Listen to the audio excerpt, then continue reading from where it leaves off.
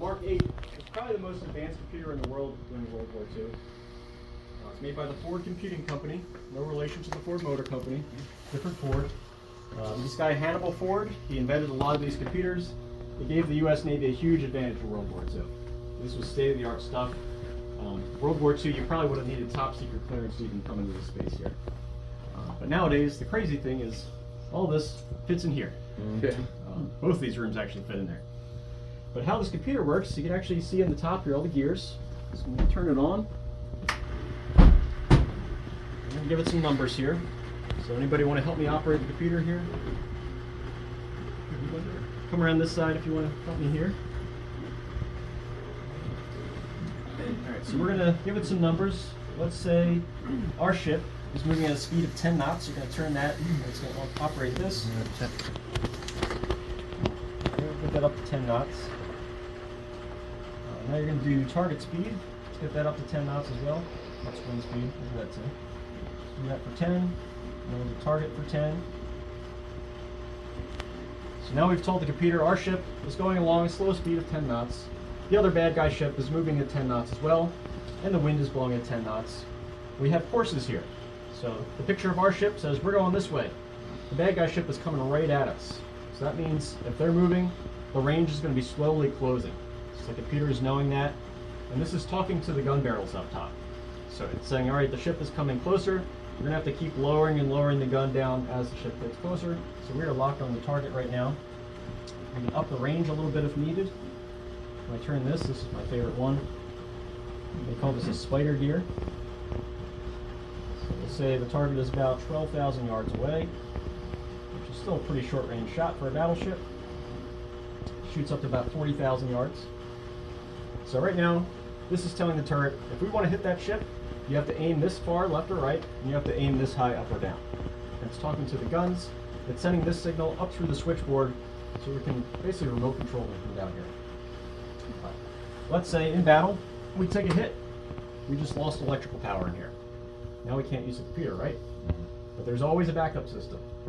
So I'm going to take this out, and you're going to push this down, and you're going to rotate it, and you're going to be our hamster.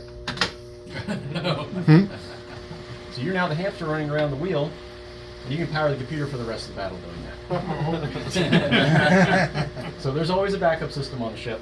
So a lot of redundancy built into these ships. So just basically a giant magneto. Yep, just like the hand cranked radios that had in World War II, the same kind of technology. So we'll turn those back down to 0 that we had. The computer gets upset if we leave the numbers too high.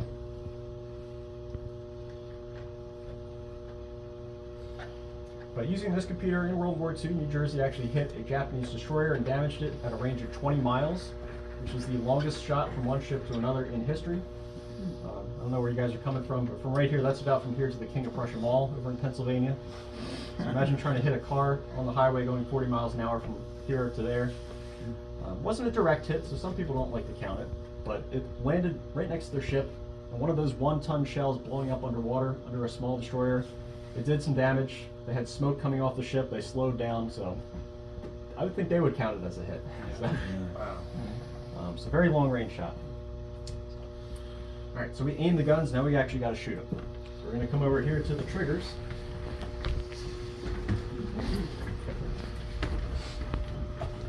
So we got 3 triggers here.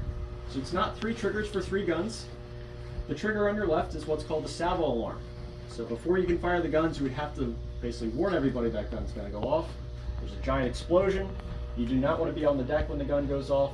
And most importantly, it's for the people loading the gun. When the gun fires, it's going to recoil about 3.5 feet. It comes back at them very quickly. So there's a red line painted inside of the gun pit where they're loading it. They would want to make sure they're behind the red line when that buzzer starts going off. They're going to ring the bell 3 times. So up there, it sounds like After that, the gun should fire. If the gun does not fire, they know there's a problem, there's been a misfire, and they have to figure out what to do next. But we're going to fire a gun here. We need a volunteer. What about you? Would you like to shoot it? So you're going to pull this trigger here 3 times. It's going to ring a bell in here for us. And you're going to pull the one on the far right here. It may or may not make a noise. 3 times? Just once. It didn't make the noise. Normally our speaker here goes boom and scares everybody. Want me to do it again? Nah, it's fine.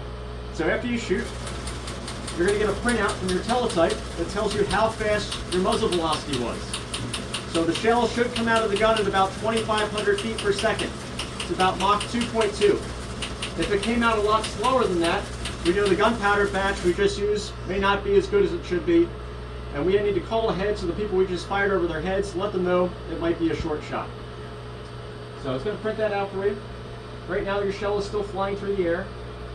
It's still going. You go 23 miles. And when you hear the buzzer, that's when you know your shell just impacted. So it can take about 90 seconds if you wanted to fire full range, 23 miles. We could actually hit Trenton, New Jersey from right here in Camden. So at what speed is it traveling? About a little over 2 times the speed of sound. So I think around 2,500 feet per second. So you can do a mile in about 2 seconds. It's pretty quick.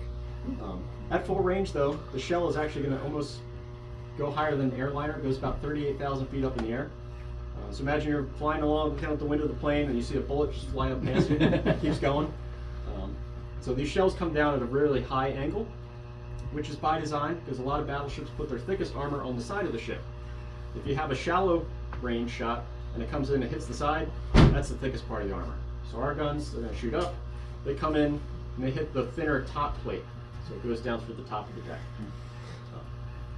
Again, very accurate. The trigger in the middle, however, this one's got some funny bumps on it. They call it the pineapple. So if the ship is in rough seas and the gyroscope and the motor can't keep that gun steady, you can actually tell it, okay, as the ship rolls left and right, I want you to fire the gun when it gets to this degree of roll. So I can push this little dial in here. There's a thing up top that's going to rotate. So as this little hand rocks back and forth with the motion of the ship, when it connects to whatever degree you put it at, and you have the trigger held down, it will only fire the gun when it reaches that roll. So you can kind of do a little bit of extra programming here. So very advanced system.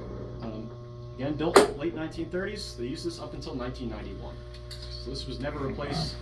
It still was perfectly functional. It was designed to do one job, still did it very well. So is that muzzle velocity reading, that goes back to the date? This was put on for Vietnam. Okay, so that's not 1942. Yeah, they didn't have the 40s. So the issue was in Vietnam, they were worried the gunpowder may have degraded somewhat. They're still using powder bags from World War II.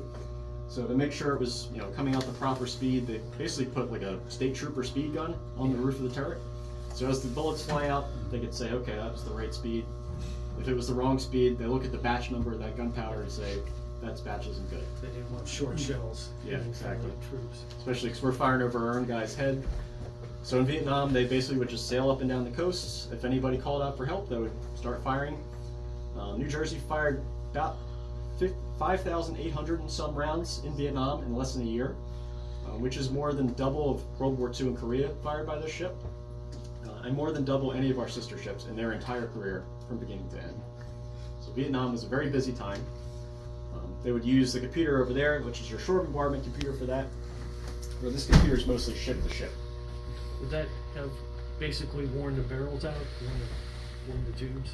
So originally the barrels were designed to fire about 200 shots. Yes, I've read that. By Vietnam, they found a way to prolong the life. So they put this little packet of, I believe it's titanium dioxide powder, and they would kind of wedge it in between two of the powder bags. And there's some sort of chemical reaction with this mixed in with the explosion that makes it less thermal stress on the inside of the gun barrel. And it basically prolonged the gun barrel almost indefinitely. One of the guns, they fired too much in Vietnam. It was the middle gun of turret 2. So they usually use that as their ranging shot. They would do first, make sure if that shot hits, we did the math right, now we can fire more shots just so we don't waste ammo. They fired it so much in Vietnam that it developed a crack in the rifling inside. That wasn't detected until they brought the ship back over 12 years later in the 80s. So when they go to war in Lebanon in 1983, they discovered this and they did not fire the turret 2 center gun barrel at all during Lebanon. So when they came back to the US in 84, they actually took the roof off of turret 2, they took that gun barrel out, and then they put a new gun barrel in. So turret 2 center barrel is the newest one. They're all made in World War II. The rest of them are put on in the Korean War.